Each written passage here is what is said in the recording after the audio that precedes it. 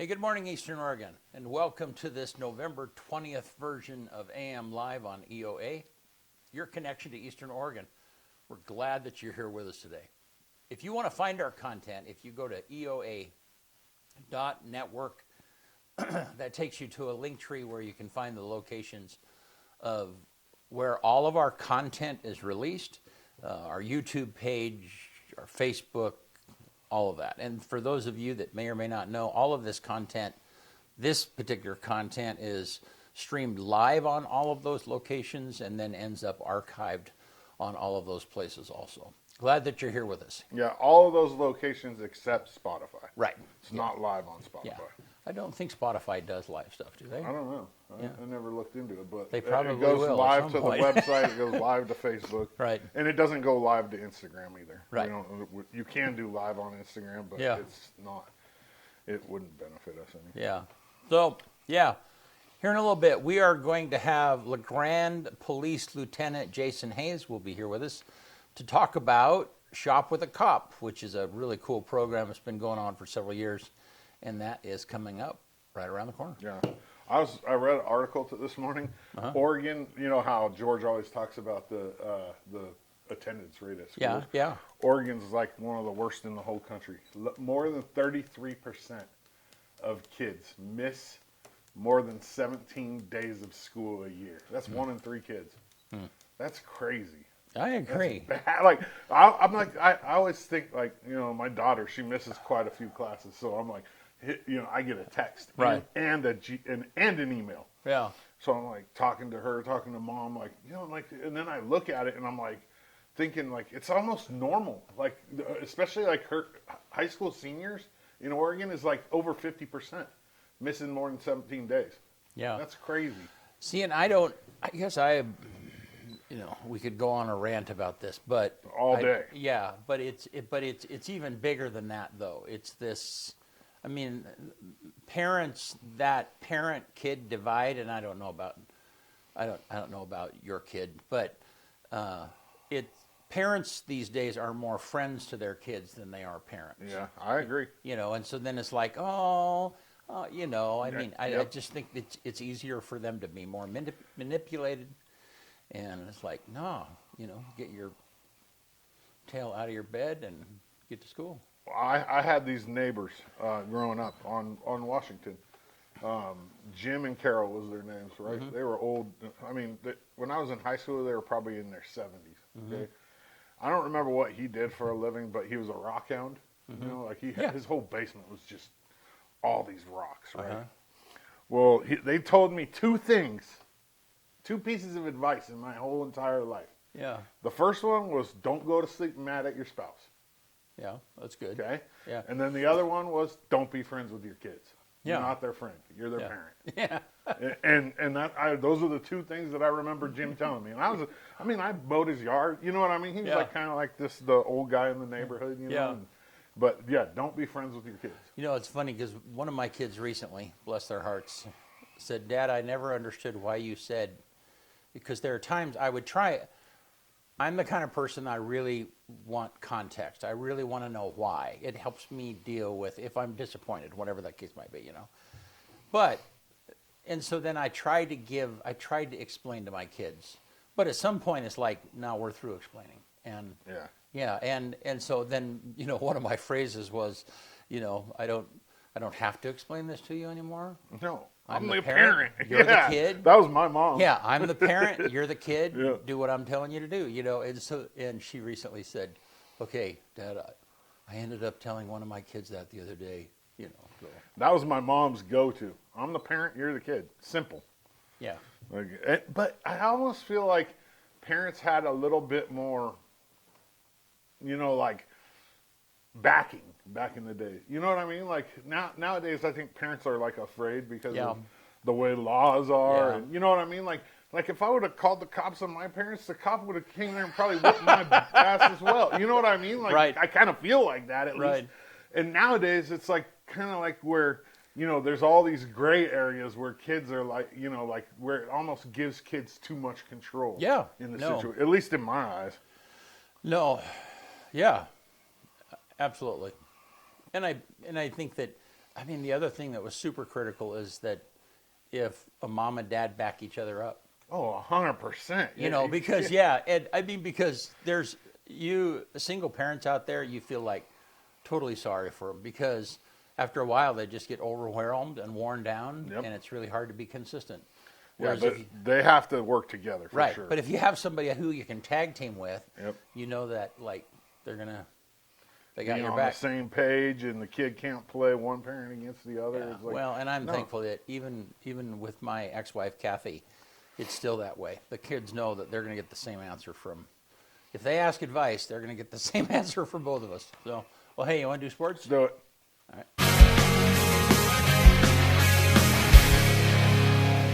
AM Sports Report brought to you by Northwest Furniture and Mattress. From Black Friday shopping to hosting family and friends, you deserve some R&R. Exceptional comfort and support from Stearns & Foster during the Black Friday sale happening now at Northwest Furniture and Mattress. Don't wait.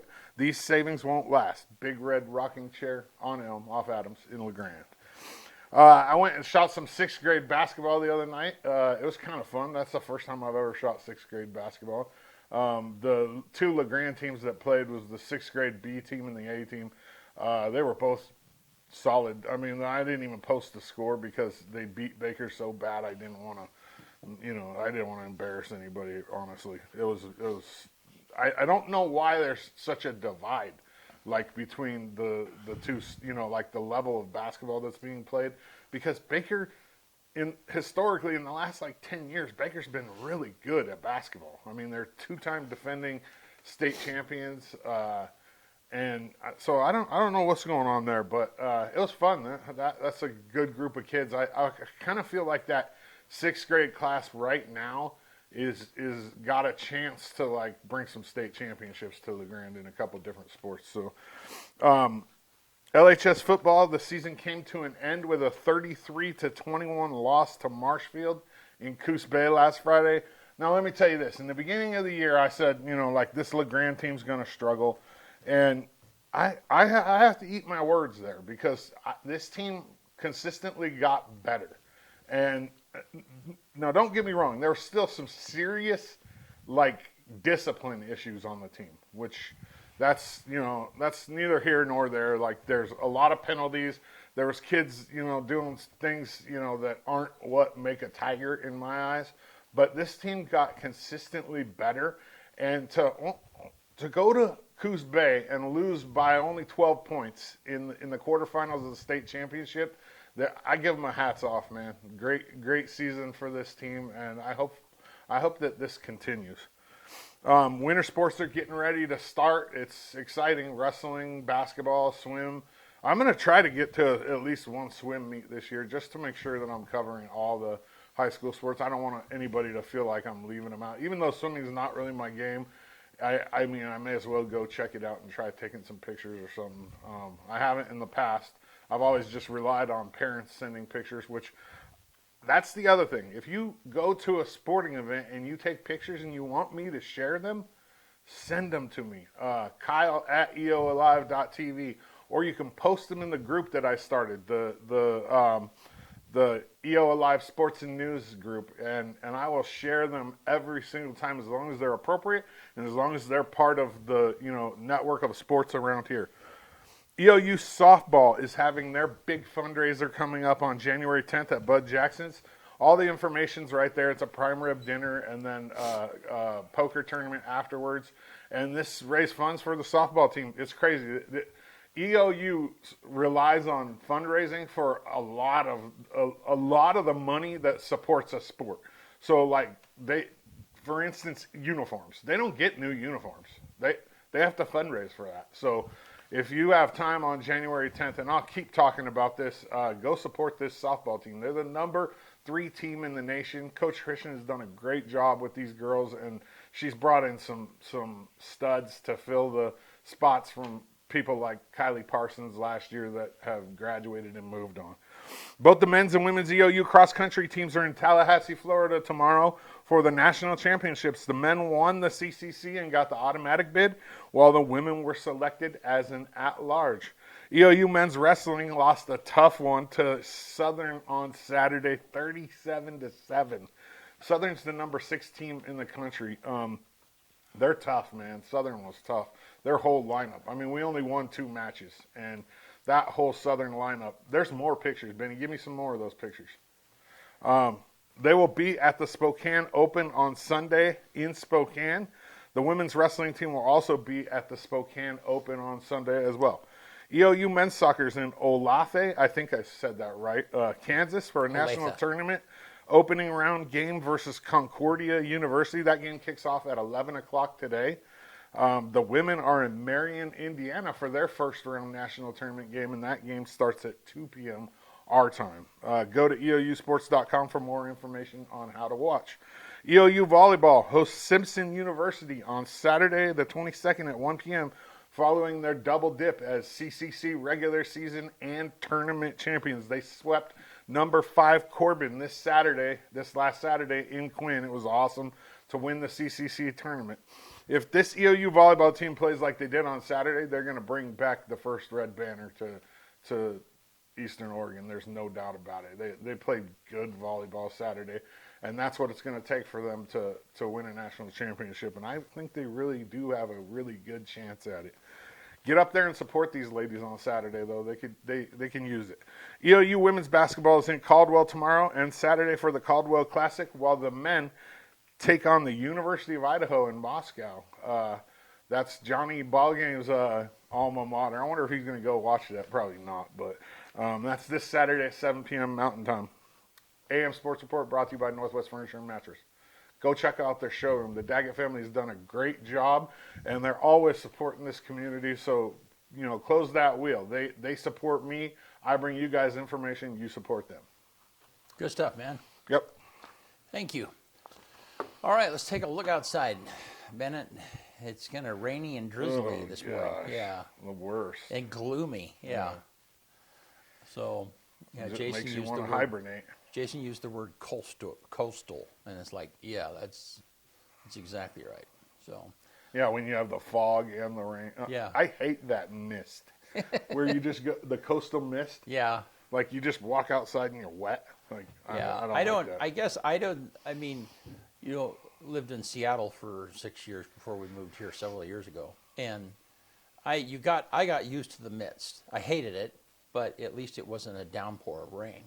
That's. Yeah, I'm not a big fan of the mist. Yeah. Well, let's look at that graphic, Bennett. So, 44 today, 30 tonight, Oof. and it looks like it's going to kind of be that way for the next several days, kind of around those temperatures.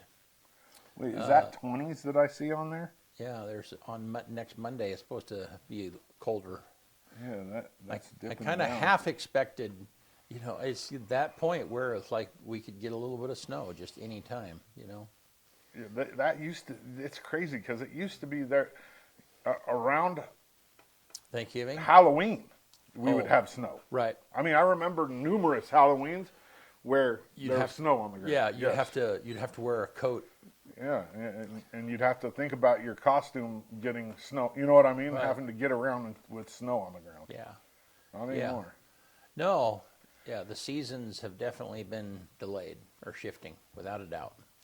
So, all righty. Hey, glad you guys are here. We're going to take a quick break, and we will be back with LeGrand Police Lieutenant Jason Hayes.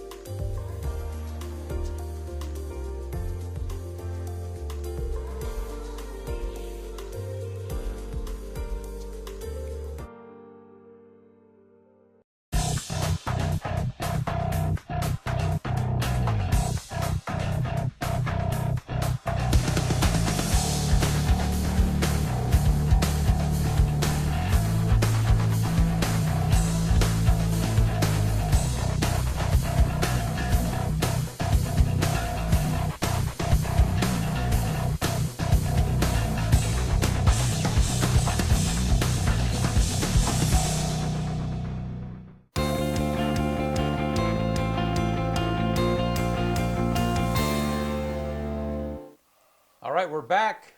Welcome to the AM live show this morning, and we're back with Lieutenant Jason Hayes. How are you, man? I'm doing good. Good morning. Good. Good morning. Good morning. Yeah. How are things? Things are good. Yeah, going through a little bit of change at the police department, which I'm not excited about. Yeah. So and we I'm trying to think. Gary was here. He was here, and we talked about, he had just recently announced that, and so Yes. we kind of all knew that something was spinning out there. Right. Yeah. Yeah. So Gary and I have a very special relationship. We were high school best friends, and I think it would be an anomaly that you work together in such an effective way as Yeah. well. Definitely. Because we can be professional and best friends at the same time. And I know him, Yeah. and he knows me, and I consider him the science and I'm the art behind policing, and together we just make a really good package. But I'm kind of emotional about him departing, because although I'm happy for him, he's got a long, over 33 years of service, a stellar career to our community. But I'm also losing my last Yeah. friend that was here when I started the police department, for me, 27 years ago. Wow. And so it feels a little bit lonely if he's not there next door and we're bantering with each other and solving community problems together and stuff. So I'm going to miss him, but I am also happy for him in this next chapter that he's going to take. Yeah. It seems like that's when you and I met. You were recently married, and you had just started at the police department. Yes. Yeah, man, 27 years ago. That's crazy how it's just clicked by. Time goes by very fast. The older I get, the more I realize that. Yeah. Well, man, has he always been a little ahead of you in the level of rank? Oh, Yeah. yes, he has. So when I started in 1998, November of 98 is when I started, he already had 5 years on at that point.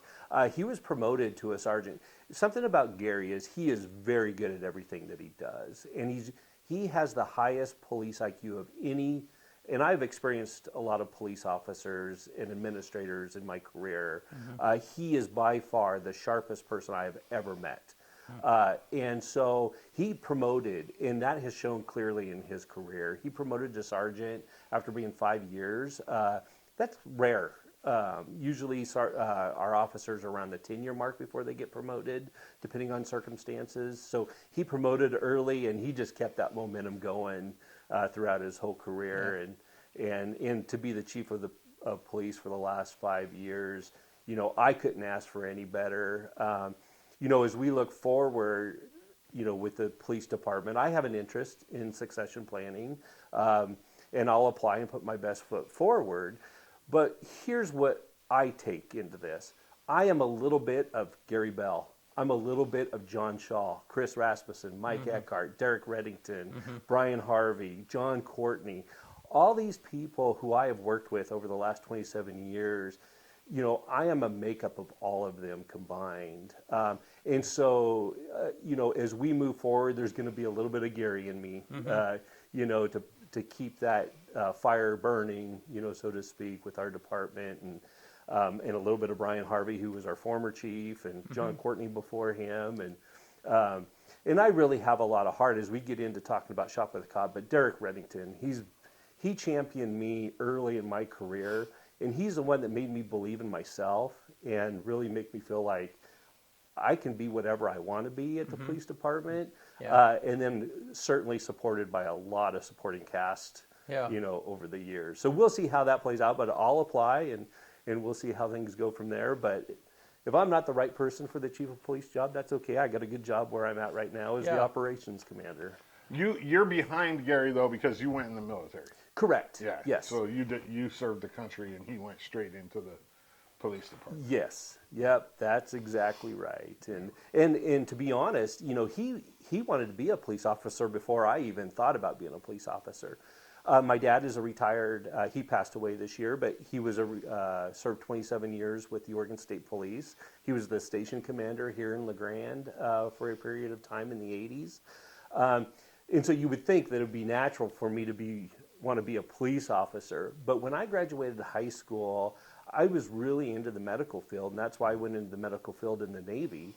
But when I got out, I realized like that sense of community service and being a part of something greater than myself, which was why my dad was a police officer, which most police officers will tell you that's why they get into this business. Is that resonated with me once I matured and stuff. So then I started applying. Nice. What is police IQ? I've not heard that term before. Well, it's just your knowledge of policing in all aspects. Yeah. It's very systematic. It's not just what does the law say about something. What does the case law, the U.S. Constitution, policy and procedure, code of ethics. We have a lot of responsibility as police officers, and there's a lot of rules and guidelines that govern how we do our jobs. And he is just so intellectually smart about all of it. We use the same word in sports. Your football IQ. Like if you have a high football IQ, it means you know the intricacies of the game all the way around. Like it's very similar. Yeah.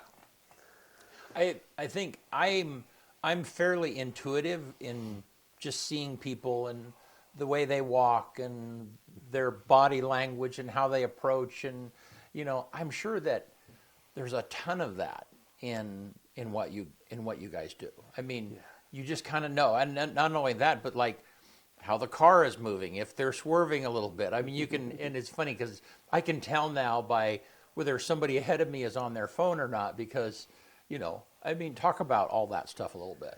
Yeah. It's interesting because, I was involved in a major incident 15 years ago. And one of the things with police, a law, is that you are required to go see a psychiatrist after that. Mm-hmm. And that happened to be a wonderful experience for me. But what I learned out of that is police, there's only two professions, military and police, and I should say first responders, because fire too, where it's against human nature to go towards danger. But those are the only professions where you are trained that it's inherent within yourself, it's muscle memory, to run towards the danger instead of away from it. And so, but that analogy is into everything. You have so much training. We really emphasize training with our officers. And it's in all aspects, like ethics, use of force, mental health. There's a whole variety of things that we, concentrate on training with, that it becomes muscle memory, so that you notice things, that ordinary people would not notice.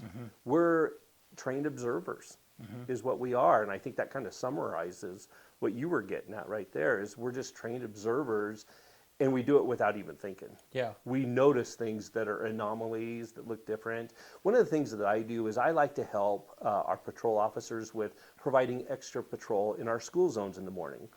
They are looking for crosswalk safety, illegal U-turns, things that would jeopardize the safety of the kids. I am looking for things that would be related to active threat. A car that's parked in a way that it wasn't parked yesterday.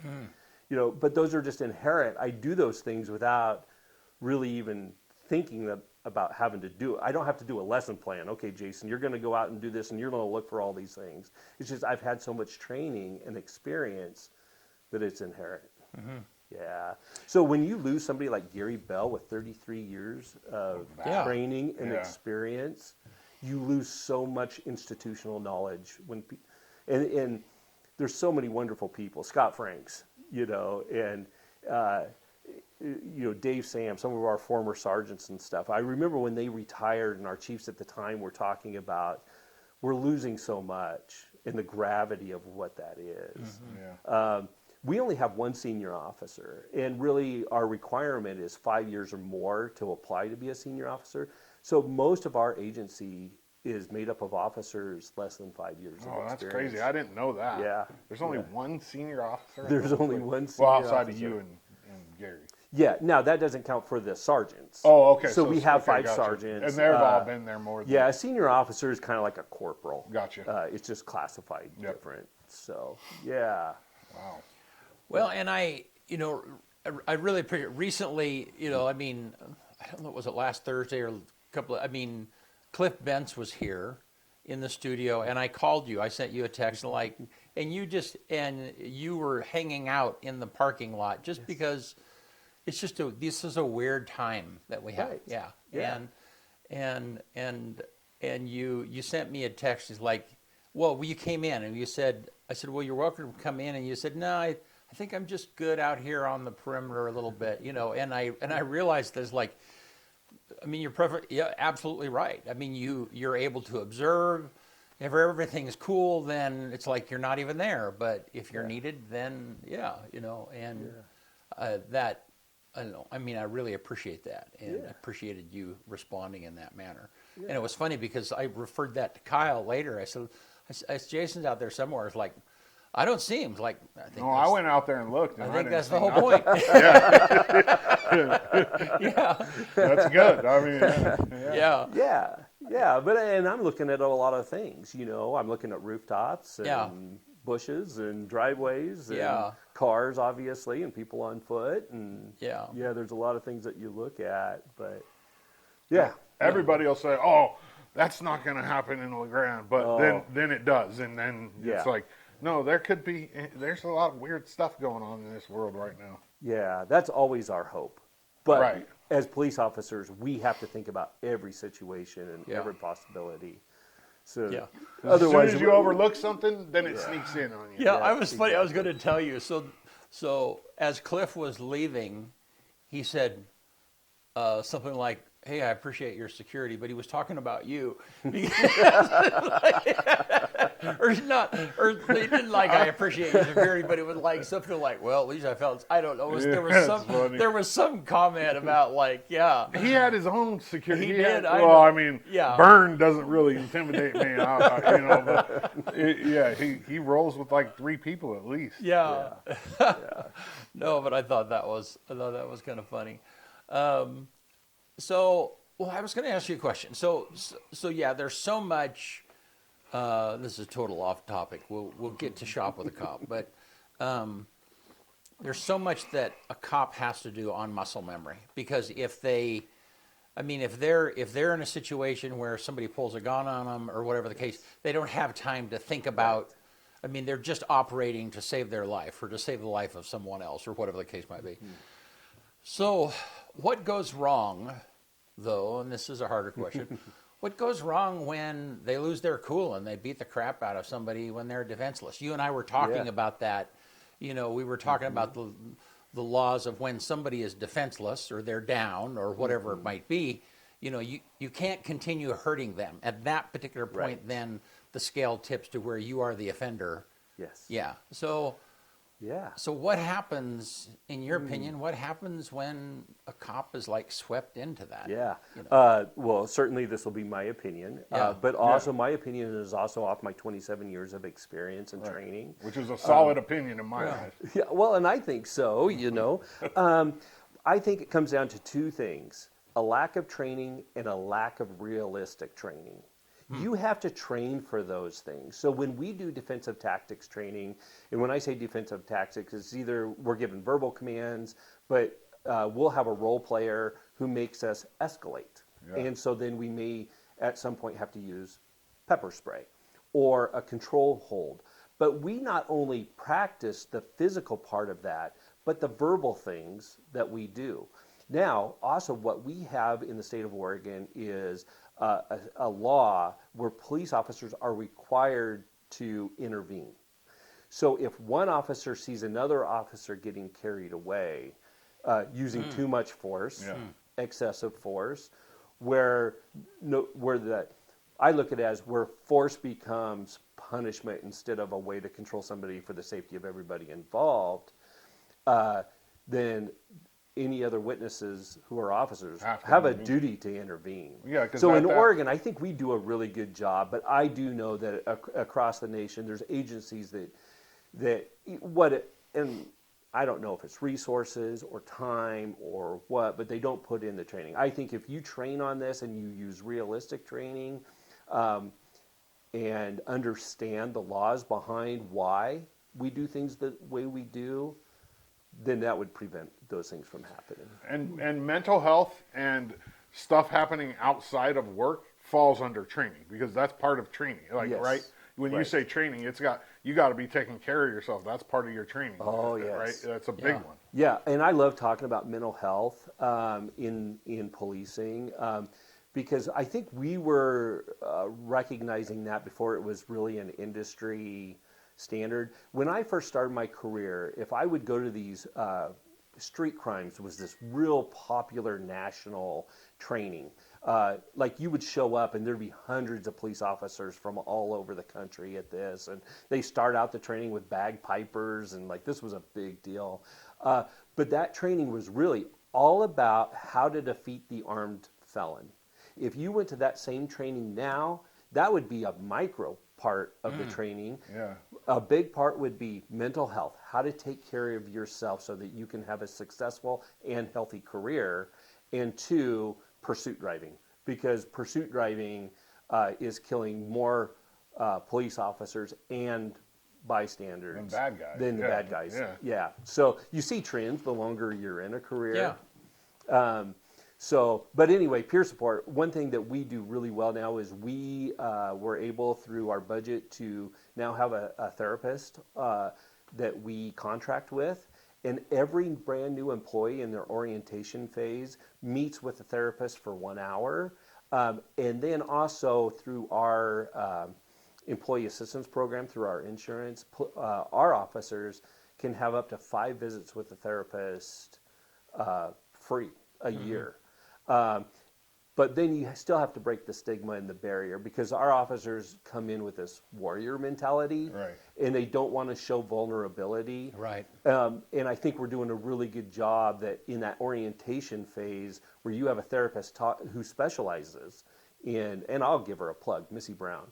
She specializes in first responder training.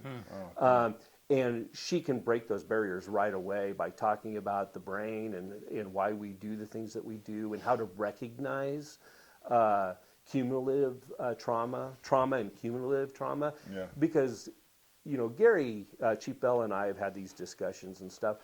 I have been exposed to particular incidences that were pretty impactful on me in a negative way, I would say. But what affects me more is just all of the stuff over the 27 years. The sudden infant deaths that I've gone to, or a drowning 4-year-old that I've gone to, a shooting, a homicide, a suicide. There's just where our officers are doing these things daily. Yeah. And it that's may that not be a big deal cumulative one trauma. time, but then you add another one and another one and another one. And we use the analogy rocks in the backpack. Right. Exactly. Yeah. And sooner or later, if you don't recognize, your backpack will get full and then you'll start being unhealthy. Yeah. And so we're really good at recognizing that and trying to really be proactive about wellness within our employees. And that's for our dispatchers as well. I don't ever want to forget them because they're first responders in a different kind of way. Yeah. Well, and let's talk about that for a minute. And whatever, if you want to talk about the incident or whatever the case might be, that's kind of up to you. But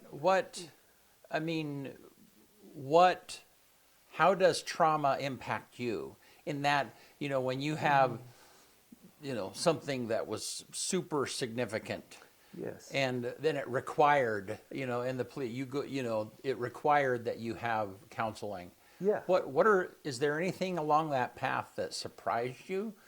That was like, wow, I didn't know that was there, or I wasn't, talk about that a little bit. Yeah, I think, in the first 2 weeks after my major incident, I didn't know how to process.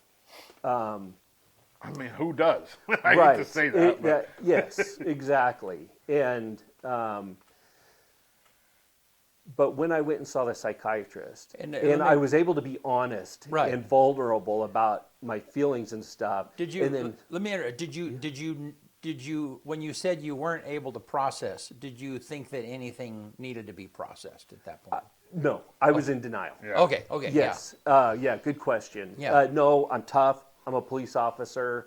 I'm a male. I'm a I hate to male. say it like Right, that, but yeah, it's very male. Put me back on the road. Yeah, Yep. right, Get me in, coach. I'm ready to play. right. But then, so what I recognized is I couldn't stop thinking about it. And because of that, I was not sleeping well. And so then I went to the doctor and I was put on Ambien, to help me sleep. Yeah. Nothing against Ambien, but No. that was a whole nother thing. I was seeing creatures walk. I got an ambient story too. Yeah, but go ahead. My wife was one of the first ones to tell me, you're not taking that anymore, because I said, she was sitting next to me one morning. I took it. So the thing is, you're supposed to take it and go right to bed. Yeah, right. I took it, went and had a bowl of cereal because I was on night shift, and then went to bed.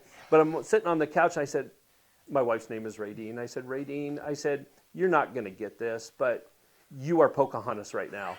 And she had the elk teeth on her elk skin dress, her big, ponytails that were black, and I'm like, that's what I see right now. And she told me to go to bed. Well, she came back and she got distracted, and I was asleep underneath the kitchen table. Oh my goodness. Wow. Yeah. But anyway, yeah, that's scary. So it was a lack of sleep for me because I was just replaying it. And the human brain, I was remembering more and more as time goes by, which is natural. And then, there's certain things still, like lighting in a house. When I go to the range and I smell gunpowder after I've shot, that's a trigger for me. It's not a negative trigger. It's just like, it takes me right back. Well, and smells particularly. Yes. I mean, powerful. it'll take you back to a childhood memory, whatever it Yeah. might be. Yeah. So. About Shop with a Cop. So I meet with all the parents and have waivers signed. I end up going to the same house where this incident happened. Oh, wow. This was 2 days ago. And that's the second time I've been in that house since my incident. And it just like, wow. Automatic, huh? Yeah. It was like, this is creepy, but I'm healthy. Like it didn't bother me, but it still took me to a place and time, just like music does, Right. certain song comes on and I remember a prom in 1988. Yeah. Right. There's just certain things. Yeah, I smell. It's not very common. White shoulders. It's a certain kind of perfume, women's perfume. Estee Lauder. Back in the days, it was really popular. My grandmother wore it, so I smell that on anybody and instantly, grandma. You know what I mean? Like, Yeah. So, but I've gone and seen Missy too since then, and it's just status check. It's just you work out to keep your body healthy. Why not go see a therapist to make sure that? And it's really, what I appreciate about Missy is these are confidential, it's a safe place. It's you can be vulnerable, but yet she can identify things that you can work on, to just keep going in the career. So when you were digging out of that incident with your counseling, how did you know that you were progressing? How did you know that you were, what are some of the things that is like, how do you know that this is helping? Well, I started sleeping. Okay. I was gonna say that's probably the first thing. Like, hey, Without assistance from Ambien. And I could go, I could do my job without any, Without as much any internal. problems. There was no ropes in my stomach or, anxieties or anything like that. And I was off work for about 2 weeks, I think it was, maybe just a hair longer, which is standard. Yeah. And I was ready to come back at that, but it's through my experience, though, that I understand the importance of wellness and therapy, and there's a lot of tools out there for us to be healthy as police officers. And so for me, I started our first peer support program at the PD, and bringing on Missy was part of that. Our model is a clinician oversight. And so we send a particular small contingent of employees, so both dispatchers and police officers, to get training in being peer support. So that's like a front. That's like, if you're just having a bad day, personally or professionally. It's just our peer support people can pull them aside. It's like, hey, it's not, are you okay? Because 100% of the time you're going to, I'm fine. It's, Right. how did you sleep last night? Right. You get a different answer if you say, how did you sleep last night? Right. And then we can be the conduit. It's like, hey, you know, do you want me to help you get a meeting with Missy? Or, yeah. you know, like, what can we do for you? Or whatever. I was a little skeptical that the peer support program, like, again, stigma. Right. That warrior mindset, how many people would use it? But in our first year, we logged 36 hours of official peer support. Oh, that's wonderful. And I thought that was really good. So Yeah. we're And breaking the peer barriers. support people are trained to like recognize stuff like hey, I got, you know, one of my coworkers is not eating regularly, Yes. or you know what I like. All of a sudden they're drinking a whole bunch of energy drinks and they never did before, like stuff like that. Yeah, I get it. exactly. And it can be a lot of things. Now, we have some people like Sergeant Dusty Perry. He does he's on our peer support team, but he does peer support naturally without any training, Right. because he cares Yep. about people. And Yep. he looks at the emotional intelligence involved. It's like, oh, boy, they're just don't seem themselves Off today. kilter, So he'll, yeah. it just takes one person to check on him, say, hey, Yeah. you want to talk? That's so Yeah. important. Yeah. That's important in life, It is. but even more important in your guys' job. Yeah. I mean, Yeah. wow. So you were talking about pursuit training, or Yes. yeah, and because that's one of the things, you know, some of the times when you see a cop lose control and beat the crap out of somebody who was defenseless, often comes after a pursuit. I mean, and maybe that's just a video thing, that those things. Yeah. But I would imagine part of that is when you're in a pursuit, every incident is, I mean, if you're following them or you're pursuing them and they go through a lot, I mean, all of those incidents, they're just fleeing. They're just trying to get Right. away, you know. Correct. But in your head, I would imagine, and this is how I would feel anyhow, is like every one of those little incidences pisses you off. Every one of those just, I mean, it ramps you up. And so then when they finally do get caught, Right. there's some stuff. Yeah. I Yeah, mean, there's a lot of emotion. You got some rage there. Right. Yeah. So, I mean, Yeah. so talk about what a cop feels, where it's, how do they're running on muscle memory because that's required for their survival and what their job is. But at the same time, there are situations where they've got to hold themselves back. I mean, Yes, yeah. definitely. There's a lot of self-control. Yeah.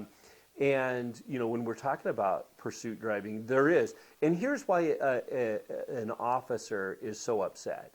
It's not about the officer. No, it's the other about people. It's about the safety of all the other right, people. yeah. Every time somebody runs in a pursuit, a stop sign, we care about our community. Right. And we have been to trainings where we watch for hours people getting injured or killed from either pursuits or suspects doing something all across the board. And so we have those experiences through training, not personal experiences necessarily, but through training. So we know that when this person runs Yeah. and is driving recklessly, that they're putting a lot of people in safety. But on the heels of that, what we have learned in the industry, and I think this is good, is we are less apt to pursue if they're driving fast. We're very quick to now cancel a pursuit. And also, we have better techniques, like when you're driving, tactical breathing. And we use tactical breathing in everything that we do. Yep. Deep breath in, you pause, In breathe through the out nose, through the out through the mouth. out through the mouth. Yep. And just that little thing helps you control your calmness and get you out of that excited brain, if you will. It helps get you back out Yeah. of fight or flight. Right. Brings you back to the Exactly. ground. And by doing that, then your pursuing officers can make better decisions. Yeah. And that's where we have sergeants too. That's like, hey, how fast are you going? You know, because sergeants usually, they may be in the pursuit, but really they're in a command role where they can assess all of this from Yeah. a 10,000 foot view. Because officers, they have a lot. If they're the pursuing officer, they have their own safety, the People control of around their own them. vehicle. They're trying to radio location, speeds, what the person in front of them is doing. Is there multiple suspects in the vehicle? What are the suspects doing in the vehicle? Because you'll see, like, sometimes passengers are moving around and stuff, trying to hide stuff or throw something out the hide the window. coke and get the gun. Yeah, exactly. So there's a lot that goes into that. But yeah, I think, tactical breathing, and again, what I mentioned before, train on that stuff. You train on it and you make the training realistic. And what is realistic training? Well, you learn from other officers' mistakes. Yeah. So like part of training to be a police officer is they sit you and make you watch people getting hurt. Like, oh yes, and that helps with Yeah. when it actually happens. yes, Because you're going to see something bad eventually. Yeah. So part of that training is like you just sit there and watch like a Faces of Death video or similar. essentially. Yeah. You know what I'm talking about? That movie, It's the a movie little from the hardcore, 90s. but yeah. And early in my career, that stuff was like isolated. Only police officers would see it. But now you can get on YouTube and watch Everywhere, all the yeah. graphic stuff that you want, especially if you want to narrow the search to police officer involved shootings or Yes. pursuits gone wrong or whatever it is. There's plenty there. I never thought about that being part of training. It makes sense, but I never, Yeah. I never thought, like, hey, you're going to sit in this room and you're going to watch these videos of, Right. that's crazy. But also, you watch the successful ones too. Yeah. You would hope, yeah. Yeah, because there's some that have good results because the officers. Now, everything that we do, we react to what the suspect's doing. They're the ones that are making us choose what decisions that we have to make. Right. It's Reactive. not us. It's them and their actions. But you see a lot of successful, good takedown, a good officer safety thing where they approached the car in a really safe manner that prevented them from getting hurt. Had they not, watch this video. Yeah. And Gotcha, Right. yeah. so very systematic. I like that word systematic. It has 'cause to be, it's- right? Yeah. I mean, it's like an offense in football. Yes. If your offense is systematic, most of the time it's successful. Yes. I mean, because everybody knows exactly what they're supposed to do, and it's just redoing it over and over and over again, and then it just becomes automatic. Exactly. Yeah. And if you're a tight end Yeah. and you're only worried about your route and not what the end game is here, Yeah. then you're not going to be a very good tight end. No. Because a good tight end, they're going to know their route. They're going to know the tackles and the guards and Yep. the center and the quarterback and the running backs, and know that this play, this is what we're trying to achieve, not just what am I trying to achieve. Right. Yeah. That's Yeah. interesting. Okay, so here's one of those rocks in the backpack question. Yes. So, I mean, all of this stuff that accumulates that you see that normal people don't see and probably shouldn't see, Right. How do you? This is a more personal question. So then, let's say you've accumulated this stuff in your backpack, and because it's just part of your job, okay. Yes. And then you go home, and your own kid gets injured. He has a compound fracture, and it's like, I mean, in any normal situation, that is a major thing. But you are, so the mom is like totally freaked out because that is not her world. And the dad is like, well, at least you still have an arm. I've seen, Right. Yeah. Yeah. How do you put all that together in real life? Yeah, I think what you will find, based on personal experience and others, is the police officer, they're never off duty. Right. That home work-life balance, but still, like I go to Safeway and I'm going to see somebody that's checking, a trigger yeah. for me Oh, yeah. or something, or whatever. There's always a link to my experiences. But we're so in control of situations. And I think at home, if you experience something like that, it's natural that your brain as a police officer, even off duty, you're going to go into police officer mode and you're going to deal with that because it's because it's so objective. Mm-hmm. It's a broken arm. I've been there. I have the experience. I have the training. I have first aid training. Everybody's going to depend on me to take care of this. Mm-hmm. So I'm going to take care of it. Yep. And you do that without even thinking about it. Right. And then other people call you because if you're an attorney or a doctor or whatever, you get the other phone calls too. Oh, hey, hey, since I got you here. Right, but what if it goes the other way though, where like because you've seen so much, you minimize that incident at home, Yeah. and your wife is unhappy because like you're in cop mode. This is a big deal. I mean, yeah. I mean, do you have those experiences sometimes? Yeah, not to any significant Yeah. degree, but my wife has been frustrated with me Yeah, because I like- don't take things as Yeah. crisis mode as Yeah, she right. does. But I think that, so like for some people, I think that they're born with some of that too. Yeah. You know what I mean? Like I remember the first, so my son had febrile seizures, right? Now, don't get me wrong. I had a lot of trauma as a child. I was raised by a heroin addict. You know what I mean? Like my mom, clean now, thank the Lord. But like I had some stuff. But the first time my son had a febrile seizure, and I was like completely calm. You know what I mean? Like I remember it very clearly, and I had never been around anything like that before. And I just went into a different mode. And I think some people are just wired like to be able to handle that stuff. Maybe not perfect by any means. Right. But I called 911 and nobody answered. And I literally drove him to the hospital. You know what I mean? And I was good. I was thinking everything was pretty clear. I knew my daughter was having an issue with wearing shoes. She didn't want to wear shoes. And I'm like, we're going out in the like, get some shoes.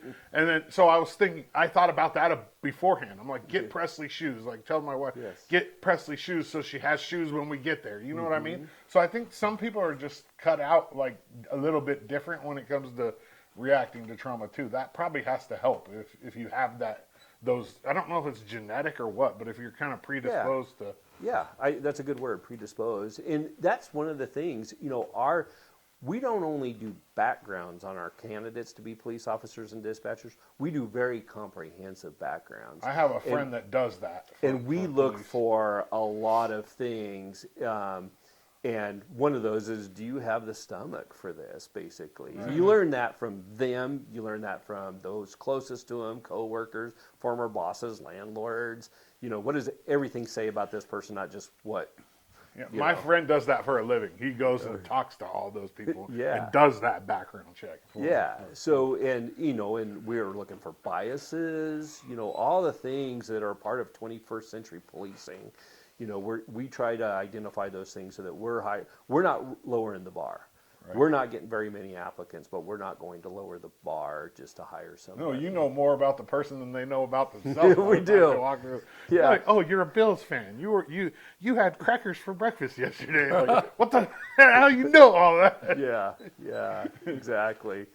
So well, anyway, really interesting stuff. Thank you. Yeah. So let's switch. Talk to shop with a cop. Yeah, so something more positive. Yeah. How did that get started? Yeah, love to talk about this. So in early 2009, Derek Weddington, who was lieutenant at the time, he came to me and Sergeant Scott Franks, and I think it was because at the time.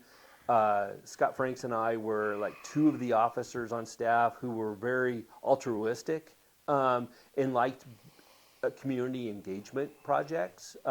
Sergeant Franks had been a community policing officer when we had that position, going way back into the mid-90s. And so he asked us, he said that he had heard about this program and wanted to know if it was something that we wanted to research and maybe bring to LaGrange Police Department.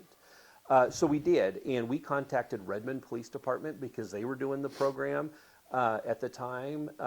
They gave us a wonderful presentation, and really, you need Walmart on board for this. Our biggest and best sponsor that we have. Yeah. So we went and we pitched it to Walmart. They were totally on board, so we applied for a grant for the first year and got it. The first year was a little rough, just because, you're paving a new road. But December of 2009 was our first year. Wow. Yep. So this will be 17 years that we've been doing this program. Wow. And Redmond PD, I remember specifically the police officer, I don't remember their name, but they said, Jason, hold on, because you're going to get so much support for this program. It will, if you can put forth the effort, it is going to be very successful. And don't worry about funding because it'll come to you. Yeah. This is completely funded by sponsors and donations. We couldn't do it without our community members, our local businesses.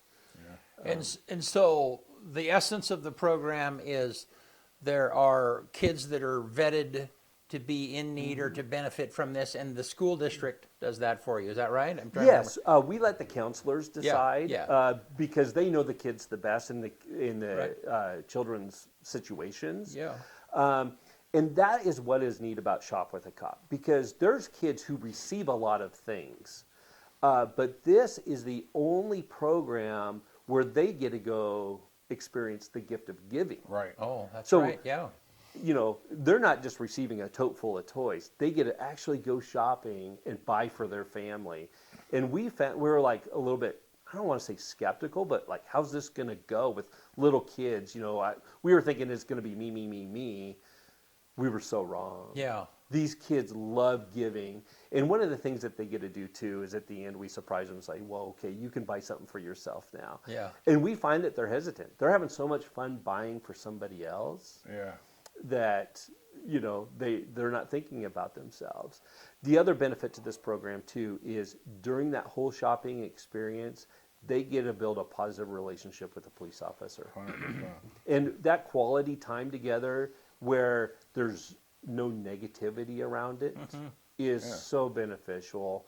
And then hopefully we're building a relationship with them that if they ever need a police officer, they won't hesitate. They won't have anxiety about a police officer showing up. They will know that we are fun, regular human beings, and that we're there to Not help. the bad guy. Yeah. We're not the bad guy. I'm sure it's helped you in even in a negative situation, like down the Oh, it road. has. If you know, if you came across one of the kids that you knew from Shop with a Cop, it might make it a little bit easier. Yes, there's a relationship there. So Yeah, it's there's a already rapport developed. in a way. Yeah. So the program has grown. We do 15 kids. And that's about all we can manage because we want to keep the integrity of having a child with a police officer. One-on-one. And it's hard to get enough police officers on one day together. We rely heavily on the Oregon State Police and Union County Sheriff's Office. They help us with this. And then I weigh heavily on our retirees. They come and help, do the wrapping. This is how the program works. So on this year, it'll be December 11th. About 10 a.m., Pastor Frank Umber with Somerville Baptist Church, he's one of our department chaplains, he brings his bus, and we go around to all the schools, and we pick up the 15 selected kids, and then we take them to Walmart, and I call them out one at a time and pair them up with a police officer, trooper, or deputy. And then they get $150 to go spending for their immediate family. In addition, they get to buy something for themselves. After they're done shopping, then the officer will treat them to lunch, which is provided by Domino's and Coca-Cola. And while that's happening, volunteers are wrapping all their presents for them. Wow. And then at the end, we take them home and deliver them with all their bags of wrapped Oh, that's presents. awesome. And if they need a Christmas tree or something, we'll buy them a Christmas tree as well. Oh, Or, that's so good. yeah. Now, where do they have lunch at? What? So, when we originally started this, it was very convenient because we had Subway there. Oh, okay. Yeah. Yeah. But Subway's gone, but they have in that same area, they have a enclosed warehouse, a storeroom. Yeah. And so So right there at Yes. at Walmart. You're right able at to- Walmart, everything's right at Walmart. Yeah. We set up the wrapping in a storeroom. We have a little mini cafeteria set up in the storeroom.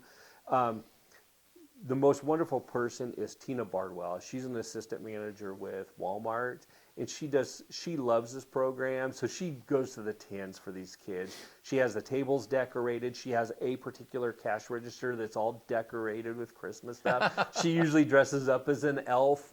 And she's my right hand, from Walmart. She's my conduit, and she is always more than willing to help wherever she can. And represents Walmart exceptionally well. We couldn't do it without Walmart. This year we got $3,000 from Walmart. Loveland's has also been one of our sponsors from the very beginning. Of course, Coca-Cola and Domino's. Sunrise Rotary has helped us. Some local insurance companies have helped us. We get a lot of citizen donations. If anybody wants to donate, they can donate to our program any time of the year. How can they do that? Yeah, they can just come up to the police department and ask for Aaron or Jason, and we'll accept donations there at the police department anytime. On the day of the event, they can just go to the where we're doing the wrapping. You can't miss it; it's decorated, but. And they can make donations at the store. I love it too because during the program we'll have citizens who are just shopping ask us, "What are you doing?" You know, here. So I'll go explain it, and they're like, "Well, here's $100." You know, and it is wonderful. You know, this is my favorite thing to do as a police officer, and I think it's because everybody is so positively impacted by this. The volunteers, the kids. So after this year, we will have served 255 kids. Each kid typically, on the average, buys for about 4 family members. So over the last 17 years, that'll be well over 1,000 family members positively impacted by this. It's the only thing that I do that I don't get negative press about. Like, if somebody has... You know, even on social media, there's always somebody that has to criticize for the sake of criticizing. But thankfully, this has always cultivated positive feedback, and so I love that. You know, and I love to see it's typical that these kids will say, "This is the best day of my life." Yeah. That is so good. Yeah. Well, I mean, I think back to my childhood, which I probably would have qualified when I was young for this program, and the only time I ever got pulled out of class was like CPS questioning me. You know what I mean? But I would have loved to have got pulled out of class to go buy presents for my. You know what I mean? Yes. I think of it like that, and the best day of the life comment is like, yeah, that pretty much.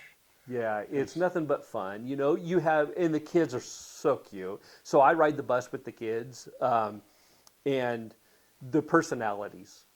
These are kids grades 1 through 5, because we figured out early on that that's who benefits the best from this. Yeah. And you know, even the shyest kid, by the time it's over, they're not shy anymore. Well, and grades 1 through 5, there's probably the least amount of. I was going to ask you about this too. Like, how do you make sure that the kids aren't singled out by classmates? But you know, like, you're only going because like kids are weird and mean sometimes. Oh, absolutely. But grades 1 through 5, you probably don't see that much. Nope. We've never had a bad experience with that. I love Not it. yet. And we have waivers signed, so all the kids. So we would make sure that the parents or guardians are good with us, doing this event. So I explained to them, and then 2, a media release, because there's pictures. you guys, people around. Elkhorn Media, us, we all like to put stuff on our Facebook pages or social media posts or whatever, and that the parents are okay with their child's picture being used. Only once has one said no, and that was an extenuating circumstance that was totally understandable. Yeah. But yeah, so it's just fun, and the parents are like some of them cry when they find out, like, when we go meet with them, it's like, hey, your child's been selected for this. Are you okay with it? And you describe the program. Most of them have a lot of heartfelt gratitude. Oh, I can imagine. Yeah. Sure. There's some it's like, oh, but couldn't some other kid do this? Like, I feel bad that we're getting this. Yeah. No, Right. you deserve this. Yeah. We want to do this for your kid. Right. It's awesome. So, yeah. Awesome. Well, Jason, thank you. Yeah. It's You're welcome. it's always a pleasure to talk to you. Yeah, and I love the personal conversations that we've been able to have. So Yeah. and so that is December 11th. In fact, I was going to tell you that, there was one time that I had lost track of that day happening. This is several years ago, and I'm at Walmart, and there's so much police presence. I thought, that there was some kind of a major incident. You know, like there was only one reason that this many cops would be at the store. You know, anyhow.